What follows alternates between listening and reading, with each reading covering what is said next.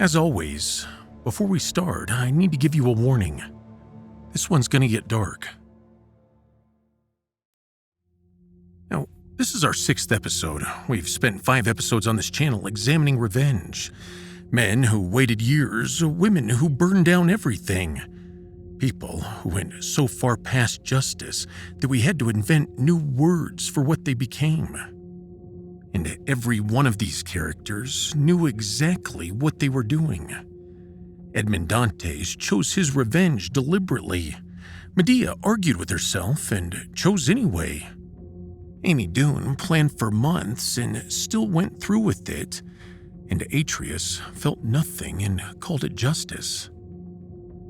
With each of these episodes, we try to push a new boundary, and today's story's no different because it is different. Today, we're talking about a woman who I genuinely believe never fully understood what she became. This is a story of a woman who was broken so quietly and so completely by the person who was supposed to love her most that by the time she did the thing that defined her entire story, she may not have understood that it was wrong. Now, this isn't a defense. It's something far more disturbing than a defense. This is A Rose for Emily, written by William Faulkner in 1930. This is one of the darkest short stories in American literature. And the One Dark Margins episode that'll make you feel something you won't be able to name for a while after it's over. The story's about a Southern aristocratic family, a father, a daughter, and a house. Emily Grierson's the daughter. She grows up in Jefferson, Mississippi in the late 1800s. The Griersons are old money, old name, old pride. The kind of family that's been in town long enough that the town shaped itself around them. And they've shaped themselves around the town's expectations in return. Emily's father is the center of everything. Faulkner describes him the way you describe a painting. Upright in a doorway, a horsewhip in his hand, his daughter standing behind him. Now, that image is important. Emily's always behind him. Always in his shadow. Always defined by his presence rather than her own. Emily's father drives away every man who comes to court her. Not one, not two, but every single one. No man is good enough for a Grierson. No suitor meets his standard.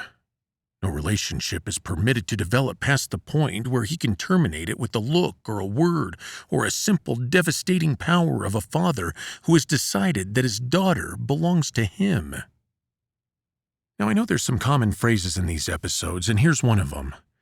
Please, for a moment, think about what this does to a person across years. Every time Emily begins to feel something toward another person, begins to reach towards someone, the hand that raised her closes around that reaching and pulls it back. She learns, slowly and completely, that love and possession are the same thing. That the person you love is something you keep. That letting go's not part of the arrangement. She doesn't learn this consciously. She doesn't sit down one day and decide to believe it. It's simply the only model of love she's ever been shown. And then, her father dies. And when he dies, Emily tells the town he isn't dead. Remember, she's taught not to let go. So for 3 days, she tells everyone who comes to the door, neighbors, officials, concerned citizens, that her father is simply not receiving visitors. 3 days go by. She keeps his body in the house for those 3 days before she finally breaks down and lets them take him. Now, the town, Faulkner tells us, is not entirely unsympathetic. They understand, in the way small towns understand things about their own people, that Emily has nothing left now. Her father was everything. The house and the man inside it were the entire architecture of her existence. They give her time and they give her space. But instead of helping, they look away. And this Looking away is one of the things Faulkner is most quietly angry about in this whole story. The town watches Emily for decades. They see the signs, they smell the smell. They notice that things don't quite add up. And they keep looking away because she's a Grierson, and that name still means something. And sometimes it's easier to not know. Emily emerges from her grief eventually. Months pass, years pass, and then a man named Homer Barron arrives. Now, Homer Barron's everything Emily Grierson's not. He's northern, he's working class, he's loud and charming, and completely unconcerned with the social architecture of Jefferson, Mississippi. He arrives to oversee a construction project and immediately becomes the most interesting person in town simply by being entirely himself without apology. Well, this catches Emily's attention. She notices him, and for the first time in her adult life, with her father gone, with the controlling presence removed, she reaches towards someone and nothing pulls her back. They're seen together, riding on Sundays, talking, something developing between them that the town watches with the particular intensity of a small community that has very little else to watch. The ladies of Jefferson are scandalized. A Grierson with a day laborer, a southern aristocrat with a northerner. The whispers are immediate and constant. But Emily doesn't hear the whispers, or if she hears them, she doesn't care. She's experiencing something she's never been permitted to experience before. And that's someone who might stay. And when Homer signals clearly enough that the town picks it up, even if Emily doesn't want to, that he's not the marrying type, that this is not heading where Emily needs it to head, that Homer Barron, charming and alive and thoroughly himself, is going to leave Jefferson the way he arrived, without asking anyone's permission. So the next thing we see is Emily goes to a druggist. She asks for arsenic. The druggist, as was required by law, asks her what she needs it for. Emily says nothing. She simply looks at him until he wraps it up and hands it over. The town assumes she's going to kill herself. Well, she doesn't. Homer Barron is seen entering Emily's house one evening, and he's never seen again. Not that night, not the next day, not ever. He simply stops existing in the visible world of Jefferson, Mississippi. And shortly after Homer disappears, a smell begins. Not immediately, but gradually. The way certain things announce themselves gradually so that by the time you fully register them, you've already been living with them for longer than you realized. The neighbors complain, the town council meets. They decide, because she's a Grierson and because it's easier, to send men to quietly spread lime around her property in the middle of the night rather than confront her directly. Well, after time, the smell eventually fades. Emily closes the top floor of her house. She seals it. She moves down to the main floor, and that's where she continues to live. She ends up giving china painting lessons for a few years, receiving the occasional visitor, becoming less and less visible to the town until she's more myth than person. Her hair grows gray, then iron gray, then white. She grows heavier. She's seen less. The town watches her become a monument to something they can't quite name. But they keep looking anyway. Decades pass, and Emily Grierson finally dies at the age of 74. Now, they set her up a lavish funeral, and after the funeral, after Emily's buried in the cedared cemetery with the ranked and anonymous graves of Union and Confederate soldiers, the town finally opens the sealed room. They have to break down the door, and when they do, the room is frozen in time.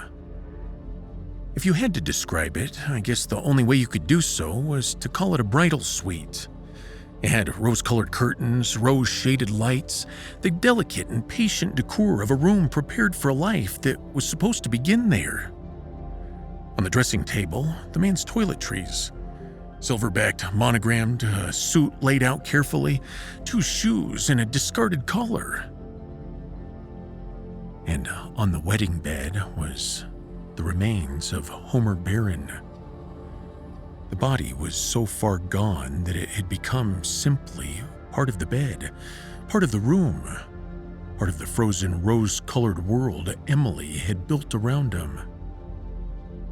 And on the pillow beside him, a single indentation, the shape of a head.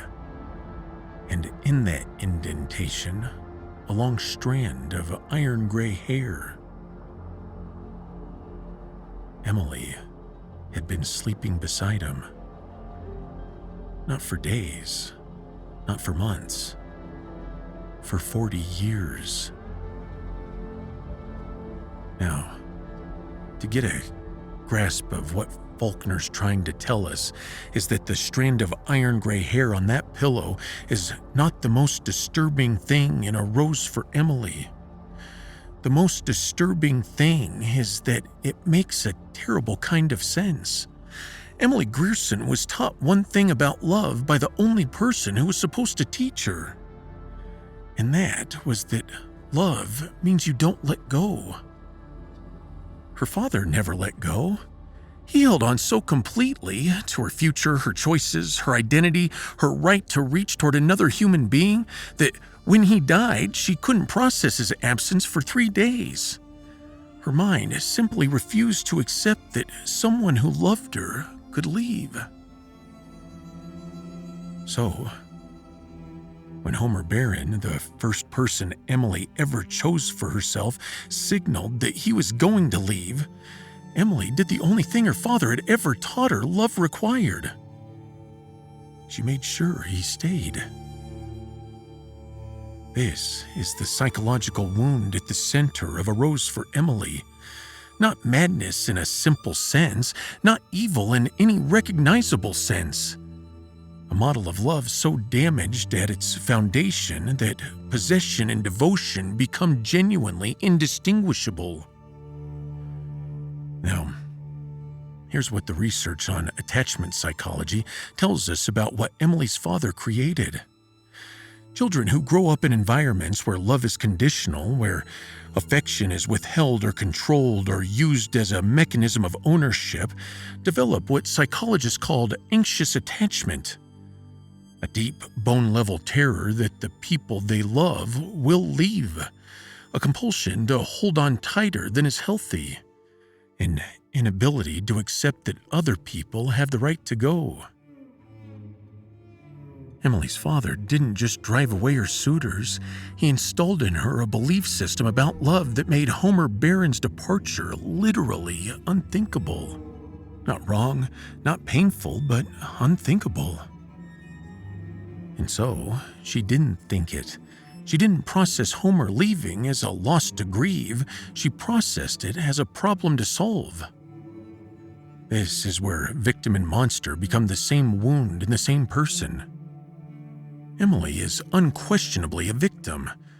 What her father did to her, the years of control, the isolation, the systematic destruction of her ability to form healthy attachment, that's genuine, serious, lasting damage. She didn't choose to become what she became. And because of that, she poisoned a man and slept beside his corpse for 40 years. Both of those things are completely true simultaneously. And the reason A Rose for Emily's been read and studied and argued about for nearly 100 years is that Faulkner refuses to resolve that tension. He doesn't ask you to forgive Emily. He doesn't ask you to condemn her. He simply asks you to understand how a person becomes something monstrous, and to sit with that discomfort of that understanding. Because understanding is not the same as excusing. And the difference between those two things, that space between comprehension and forgiveness, is where the most honest conversations about human nature actually live. Edmond Dantes chose his revenge with full understanding of what he was doing. Medea chose hers and argued with herself first. Amy Doone planned hers for months with cold precision. And Atreus felt nothing and called it justice. But Emily Grierson may never understood that what she did had a name. And that quiet, terrible absence of self-awareness is the most haunting thing Dark Margins has examined yet. A Rose for Emily is 11 pages long. 11 pages. You can read it in 20 minutes, and it'll stay with you for years. It's in public domain, and I'll link it in the description, but I wanted to say something real quick. This is the first time the Sounds of Stories and the Dark Margins has ever gotten together.